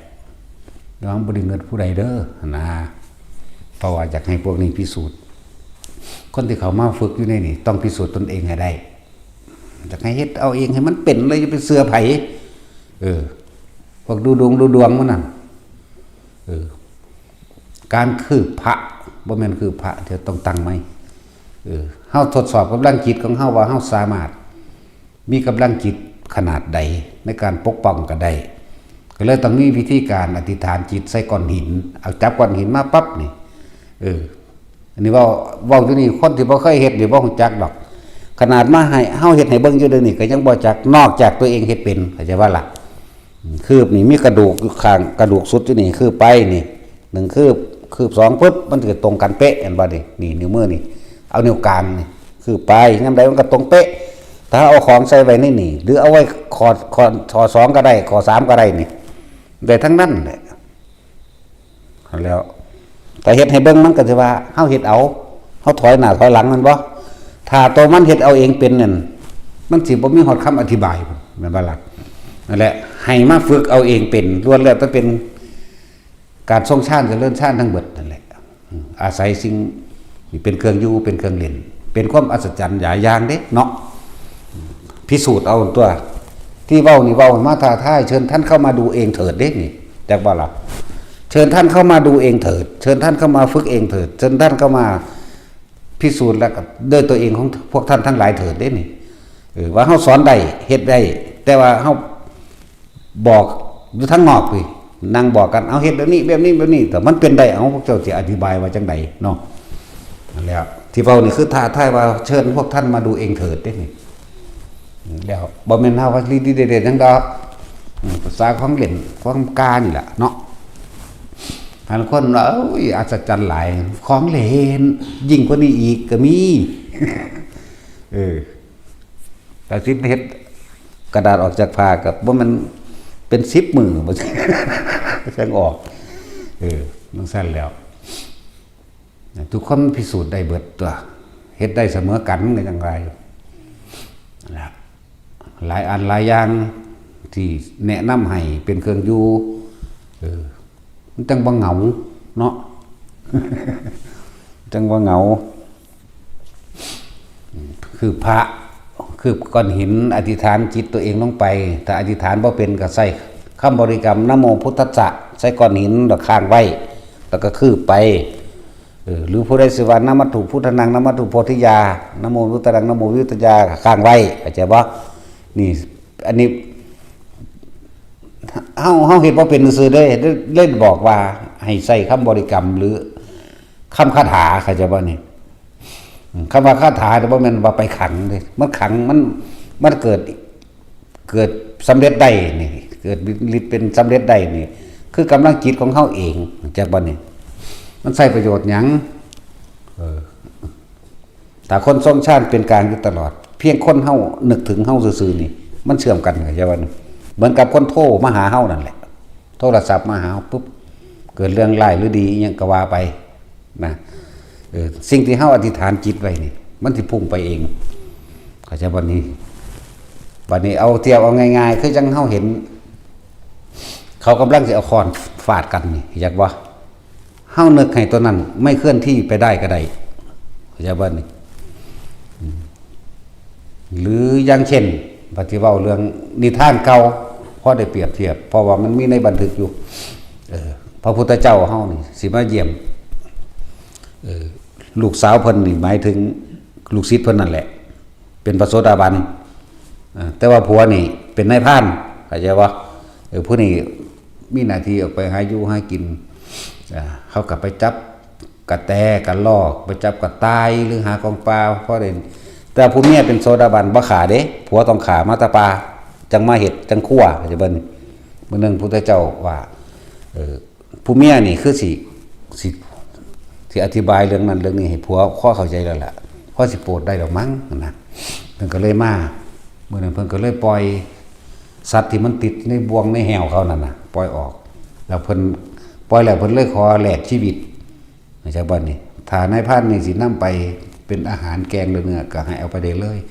ขอแลกชีวิตกับสัตว์ติดอยู่ในกับดักอันนี้เพิ่นก็เลยเอาขาเพิ่นไปใส่ถอยแท่นบ่วงนะนายพรานนี่ก็มาตีมาเรื่อยๆมาเห็นดัดก็บอกกันทีแรกเพิ่นก็บอกว่านายพรานสัตว์ของท่านติดอยู่ในบ่วงอันนี้เพิ่นบ่จักพระพุทธเจ้าดอกเฮาตถาคตได้ปล่อยไปแล้วแลกชีวิตไปแล้วถ้าท่านต้องการชีวิตของตถาคตสิเอาไปทำแกงทำอาหารหรือเอาไปเป็นโทษทานนั่นก็จงเอาเถอะมันบ่สูญเด้จังว่าล่ะนายพรานโมโหยิ่งยืดธนูขึ้นโกงขั้นธนูขึ้นโดยคำคาถาที่เขาเจ้าเขียนไว้เนาะสัทธาธนงอากติตุงวิสัชเชตุงนาทาสินี่คือคำคิดเปรียบเทียบสัทธาธนงอากติตุงวิสัชเชตุงนาทาสิขอลูกธนูจงอย่าแล่นออกจากแหล่งความหมายนี่เป็นคำคาถาที่จริงเพิ่นบ่ได้บอกคาถาดอกแต่คือคนบ่เข้าใจเลยว่าจังซี่เพิ่นก็นึกซื่อๆว่าจะลูกธนูจงอย่าวิ่งออกจากแหล่งเข้าใจว่านี่มันก็หยุดมันก็ข้างอยู่สั่นน่ะนะลักษณะนั้นมันบ่ออกไปอันของพวกเฮาก็แค่อธิษฐานใส่กำลังจิตที่มันตั้งที่มันมีกำลังในการทรงชาติไว้แล้วสมมุติว่าเขาสิฟาดค้อนใส่กันขอจะให้ถือคนนั้นเด้อก็จะว่าล่ะมันก็เวียงของมันออกเองเด้นี่มันก็เวียงของมันออกเองนั่นแหละมันก็ซอยได้หลายอย่างอยู่เด้เหมือนกันแหละกับว่าคนที่ยังไม่ถึงอายุไขทหารเขายิ่งกันคนที่บ่ทันถึงอายุไขจากบ่นี่ขอให้ปลอดภัยอันตรายแม้ว่าถึงอายุไขแล้วแต่ว่ายังมีประโยชน์ต่อพุทธศาสนาก็ขอเพียงเป็นแค่บาดเจ็บจากบ่รักษาชีวิตไว้แล้วอันอื่นๆคือบ่ถึกเลยจากบ่ล่ะอันแนวนั่นนี่เฮาก็เฮ็ดของเฮาอยู่แล้วนั่นแหละคนที่ยังบ่ทันถึงอายุไขอย่างว่านี่ก็อธิษฐานแบบนี้ไว้นะคือเขายิงกันนั่นแหละในไทยเขมรนี่แหละเที่ยวขาดปลอดภัยหลายกว่าอยู่ได้ล่ะเห็นบ่ล่ะแต่เมื่อถึงอายุไขแล้วเฮาบ่อาจสามารถต้านทานได้แต่บ่กับอีกอย่างหนึ่งแม้นถึงก็ช่างถ้าเกิดว่าเขายังจะเป็นประโยชน์ต่อชาติศาสนาพระมหากษัตริย์ก็เขาว่าเพียงแค่ว่าบาดเจ็บมันนะเข้าใจบ่นี่อันแล้วแต่ว่าเฮาก็ต้องป่วยแทนในจังหน่อยนี่อยากบ่ล่ะคนเฮาก็ต้องเป็นธรรมดาเพราะเฮาตัวเองเอาไปรับแทนเนี่ยบ่ ตัวนั้นมันก็เลยมาลงที่กาย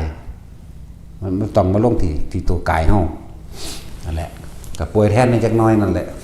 บ่พอสิตายย้อนดอกเลินๆก็อดเอานั่นละเว้ยเนาะตาสินให้มันเลินในจักหน่อยละเว้ย นั่นแหละเป็นธรรมดาอันนี้ก็เป็นอจินไตยอยู่แต่ว่าบ่กินไตดอกถ้าผู้ใดฝึกได้เฮ็ดได้ปึ๊ดมันจักว่าล่ะจะต้องอาศัยการฝึกให้ชำนาญซะก่อนเด้แล้วขึ้นไปสู่ที่สูงเฮาก็นึกลงไปเลยจากว่าคุ้มบ่ไหวเลย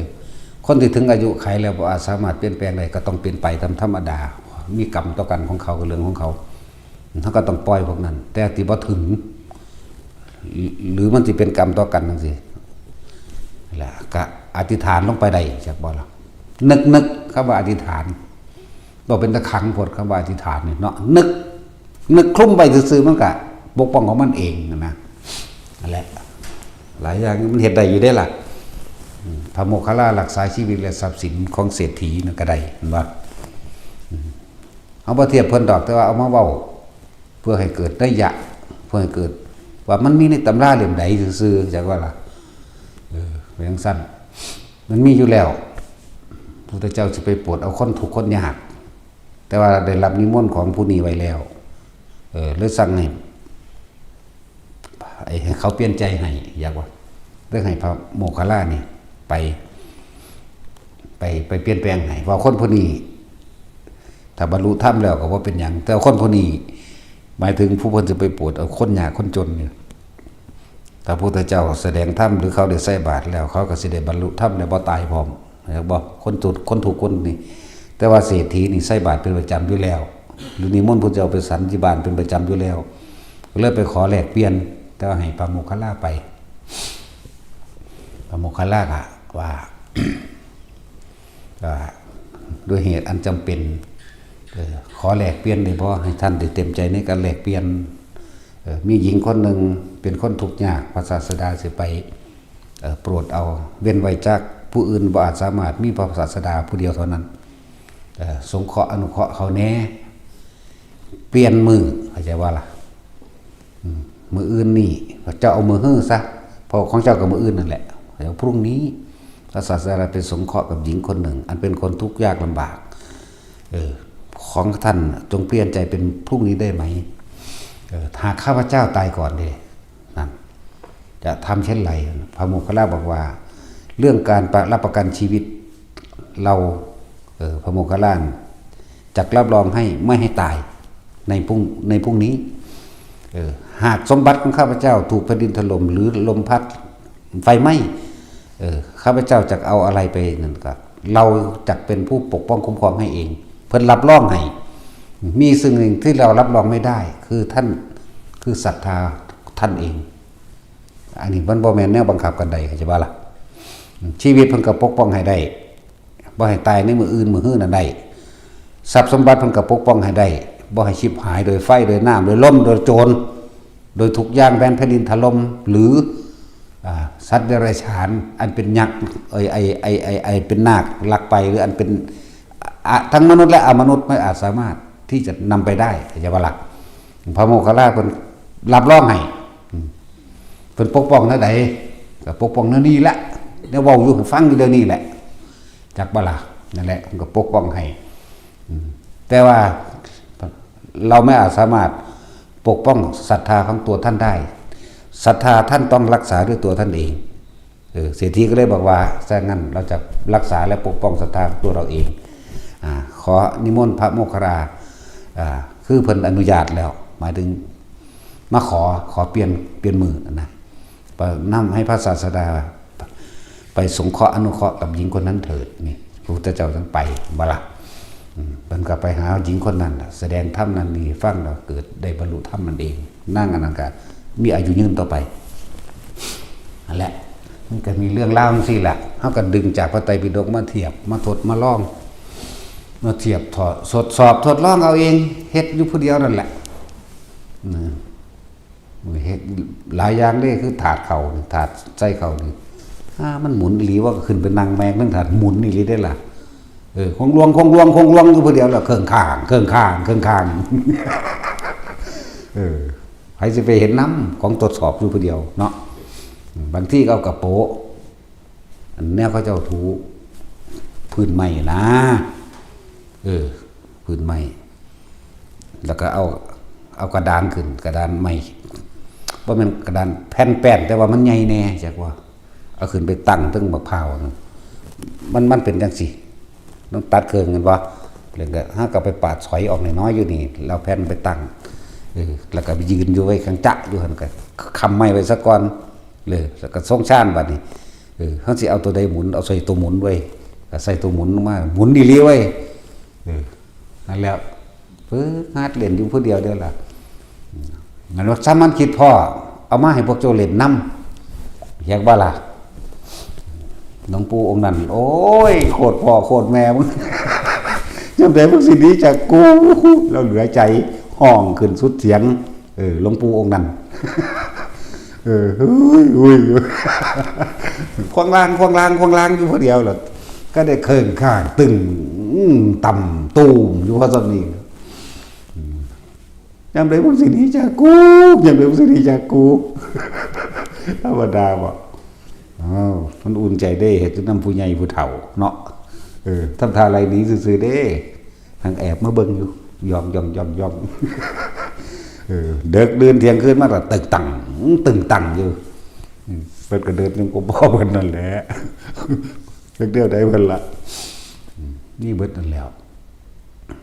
มีฮอดแนวนี้เด้นี่คือพระคือผลก้อนหินในใจวันเวลาเพิ่นเลื่อนถาดมาเข้าจักบ่ล่ะเฮานึกเล่นๆจักวันนึงเพิ่นกำลังหยิบเอามาตูดไปเอาเองห่วยหมาสีแม่มึงเอาอีกแล้วบาดเพิ่นสิหยิบนี่ถาดมาเข้าถาดอันคือเฮาส่งเข้ากันเฮาก็แกล้งเพิ่นเนาะของเฮาอยู่แถวหลังเพิ่นเนาะสุดท้ายแม่นบ่ล่ะเป็นเน้นเนาะสุกขึ้นหลังกันคิดเอาได้นี่มันต้องไปคือจักว่าล่ะนี่แหละก็คือวิธีนี้เองนั่นแหละเพิ่นกำลังสิจับเลื่อนไปปาดมันวากใส่เฮาอีกตากขึ้นไปเหลียวสังยังเบิ่งเฮาโอ้ยบาจีแม่มึงจับได้มึงสิดีจักกูล่ะตูดมาให้บัดนี้จับไว้ก็เอาแล้วบัดนี้เบิ่งดูไผมึงสิเก่งสำพอมึงบอกว่าได้บัดนี้ก็จับเอาล่ะแกล้งเพิ่นซื่อๆนั่นแหละบ่ได้มีอีหยังอายุบ่ได้อยู่หลายองค์ดอก5 6กับเจ้าของเองทั้งเที่ยก็3แล้วแต่สิเฮ็ดเด้ทั้งแต่ก็เฮ็ดฝนตกใส่เด้สู้กันทดลองมันตัวเด็กน้อยเฮ็ดเนาะเพิ่นว่าดอกเฮาเป็นเด็กน้อยเลยได้อยู่แล่นมาท่านเฮาดอกมีการลอยหากด้วยจ้างกันแล่นบ่ทันเลยธรรมดาบ่นั่นแหละเฮ็ดเลนเฮ็ดหัวบายเด้ของพวกนี้โอ้ยหลอกหลวงปู่เซ้งใครตัวเราขึ้นมาอยู่เฮ็ดผีหลอกธรรมดาบ่แล้วให้พวกเฮาไปฝึกไปเรียนไปนั่นแหละทุกสิ่งทุกอย่างมันก็แค่นั้นแหละบ่ต้องไปซีเรียสเคร่งเครียดเคร่งครัดยังกับมันดอกฝึกไปกระดาษออกจากผ้าบ่ได้ว่าเป็นกับฝึกน้ำการทั้งไก่เมสซี่หน่อยฝึกหายอย่างก็ล่ะอันเรื่องแขนสั้นอันเรื่องโยกอันเรื่องเฮ็ดผ้าเฮ็ดเรื่องเฮ็ดต่างๆเริ่มต้นใหม่ส่งชาติเจริญชาติโดยการจับจุดอุณาโลมก็มาให้พวกนั้นเขาอีเกียดังวีสอนให้หลายอีดอกอีปุ่งมันอีเกียดังวีอีปุ่งอีชิงวิ่งก็อีชิงวิ่งบ่สอนเพิ่นดอกอีใดอีกเกียดังวีอีปุ่งไปอีกเนาะ3คนอยู่ได้เนาะอีเป็ดมันนี่แต่ว่าอีเป็ดมันบ่มีเสน่ห์บันไดวะเขาเรียกเห็นแล้วเขาวายโลดแต่แม่คันแน่บ่โหดบ่ฆ่าไผบ่แม่นอีบูดอีหน้าโหดเหี้ยมอำมหิตอีอึ้งตึงแต่มันก็เว้าดีๆอยู่เด้แต่มันเว้านะเป็นตะวันบ่เว้าแล้วหลายคนอยู่ดอกที่ฝึกสอนให้กันแนะนำกันไปตัวแนะนำกันไปนั่นแหละเฮ็ดไปคนที่เป็นครูคนที่แนะนำไป นะล้วนแล้วแต่เป็นการสังสมของตัวเองไปพร้อมเด้เป็นธรรมทานเด้จักบ่ล่ะบ่ให้ไปใจหายเขาเด้ธรรมทานเด้มีอานิสงส์เริ่มของในเองอีกเติมเพิ่มเติมที่เจ้าของมีอยู่แล้วแล้วก็สิฮู้จักหลายๆอย่างในการที่ละตัวเองออกบางคนแสดงความคิดเห็นหลายๆอย่างเด้เห็นบ่เฮาสิวางจิตจังใดเวลาเขาแสดงความเห็นกับเฮาเวลาอ่านเบิ่งดูมึงสิวางใจซำใดเนาะมันมีหยังสิสอนยากซ้ำสอนคนเด้เห็นบ่ล่ะบางทีเขาก็เว้าซอกซักบ่ทันได้เฮ็ดหั่นนะแล้วเว้าเอาแต่ผลมันน่ะเนาะมาทางนึงเนาะว้ายโลดเด้ฝากใส่โลดเด้ไล่ไปเฮ็ดโลดเด้ก็เฮ็ดเป็นแล้วก็จังบานี่ล่ะเว้ยเนาะบ่ทันเฮ็ดอยู่ขาดคะเนเอาผลวิตกกังวลไว้แล้วคือหยังสรุปเอาไว้แล้วจะพึ่งสรุปคนที่มาฝึกนี่เจ้าสิความรู้หลายมันได้ก็สร้างเจ้าต้องถิ่มความรู้ซะก่อนถิ่มสัญญาเข้าใจบ่นี่ที่ได้ยินได้ฟังได้รู้ได้เห็นของผู้อื่นมานั่นน่ะตัวเองบ่ทันเป็นเฮ็ดคือคนโง่ๆแหมฝึกโง่ๆเบิ่งลมโง่ๆแหมอยู่กับลมแล้วก็จับความรู้สึกเจ้าของเองถ้ามันเป็นเอาเองแล้วก็จังว่ากันน่ะนะเนาะถิ่มให้เบิดเด้ถ้ารู้มาหยังโดดเด้ฝากไปโดดเด้เฮาก็เลยจังบอกพวกนี้แหละหาเรื่องเสียเขาก็บ่อยากสอนเขาเกร็งเนาะเห็นบ่ห่วยเฮาก็ห่วยถ้ามันเป็นมันบ่มาดอกโดดเด้อีหลีว่าแท็กซี่ถ้าคนมันบรรลุแล้วมันบ่มาดอกแม่นบ่ซั่นบ่มันบ่ทันบรรลุตัวมันจังมาพวกมานั่งใครมาอวดความรู้หั่นบ่ต้องสอนนี่แม่มันวิตดาโลดเว้ยเป็นอรหันต์ดอกกูบ่สอนดอกหนีโลดเด้นั่นแหละผู้ใดสิมาฝึกก็ต้องอย่าเอาความรู้อย่าเอาความเห็นที่จดที่จำมาความรู้จำกับความรู้จริงมันคนละเรื่องกันเด้อแต่รู้จริงๆนั่นน่ะมันกระบวนแหละเนาะแต่บ่ซั่นก็ตายนั่นแหละสิมีหยังแล้วเบาปานอรหันต์ว่าเฮาปะขึ้นไปอยู่ภูเขาโอ้ยญาติว่าซั่นเอากวนบรรลุแล้วอีแม่มึงเอ้ยเขาอีหาอยู่เด้จังซั่นเด้ว่าสิด่ากันแล้วบ่ได้เกี่ยวกันเด้และคนที่สิมาฝึกนั่นน่ะความรู้พวกเจ้าสิจดจำได้มากปานใดก็ตามวางไว้ก่อนมันบ่คือความจริงรู้จำกับรู้จริงเขาเลยย่างกันเด้แต่รู้อีหลีละได้จริงๆนั่นบ่มาดอกเนาะมันเบิดงานแล้วมันถึงที่สุดแห่งพรหมจรรย์ก็ว่าล่ะเนาะทั้งสั้นก็แบบมากอะเต็มใจให้เขาแนะได้เลยเนาะเรียกว่าทิมให้เบิดสะกอนสิ่งทั้งหลายเหล่านั้นแล้วก็มาฝึกเอาแล้วมันมีอย่างอีก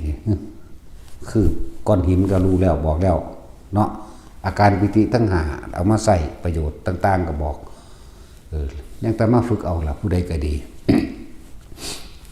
กับพวกที่อยู่เมืองนอกแต่เหตุว่าท่านเป็นกะทองนมัตถุพุทธนังนมัตถุโพธิยาเอาไว้สงครามเริ่มบ่เด้จริงๆมันเริ่มมานานแล้วเขาก็เตือนมานานแล้วแต่ว่าบัดนี้ยานนิวเคลียร์จากว่าตัวอื่นๆน่ะพ่อก็บ่ท่านได้มีผู้ใดเป็นอีหยังดอกที่เขาฟั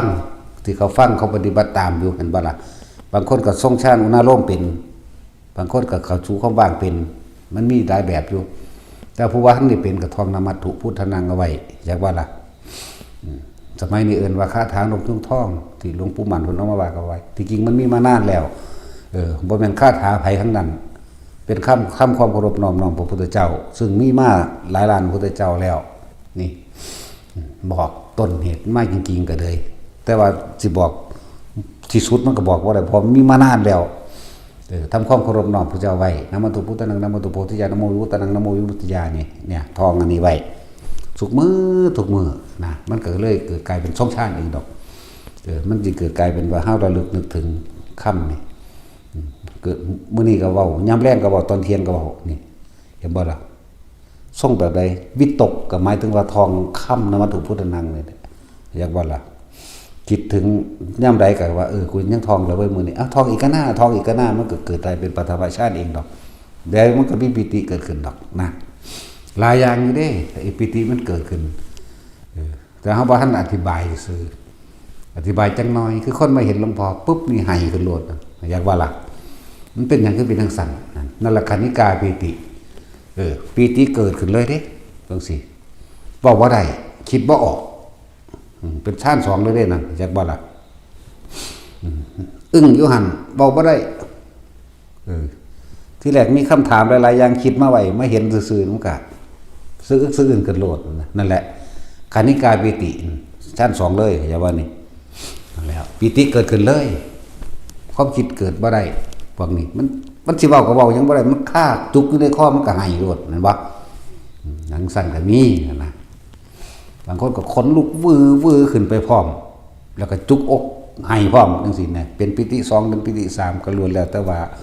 อยู่ในทุติยฌานทั้งเบิดนั่นแหละสื่อมันอันนั้นเบื้องโลดมันอิ่มมันปัสสัทธิมันผ่อนมันคลายออกได้จากว่าปัญหาที่สั่งสมสุมมาไว้ตั้งไว้ว่าสิมาถามเพิ่นแบบนั้นพอแต่ไม่เห็นเพิ่นเท่านั้นขนลุกขึ้นสะอึกสะอื้นขึ้นเลยมันปัสสัทธิแล้วจากว่ามันเป็นสมาธิแล้วมันตั้งมั่นแล้วนั่นแหละจังซี่ก็มีเห็นทุกมื้อล่ะมื้อนี้ก็หลายคนอยู่เด้ล่ะเนาะที่เขาเป็นน่ะนะบ่ต้องไปตกใจว่าเขาย่านเขาว่าเจ้าของเป็นบ้าดอกทางคนกันไว้บ่ต้องกันปล่อยแมงเลยจักว่า ปล่อยโลดบ่ต้องกันปล่อยก้มอยู่กับนั่นแหละเพราะแต่คือมันตั้งคำถามไว้ตั้งแต่ตอนสิมา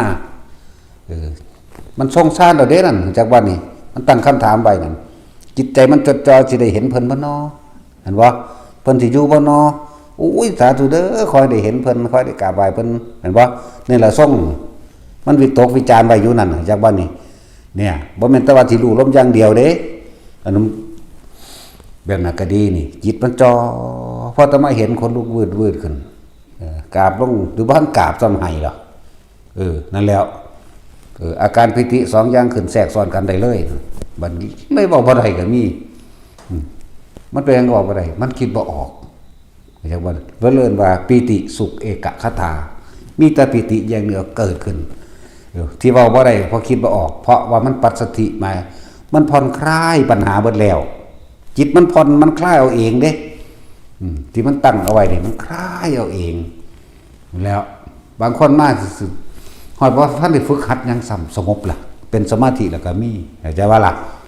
แล้วมันเลยเป็นตามาอยู่เด้เนาะเอาสมาทาน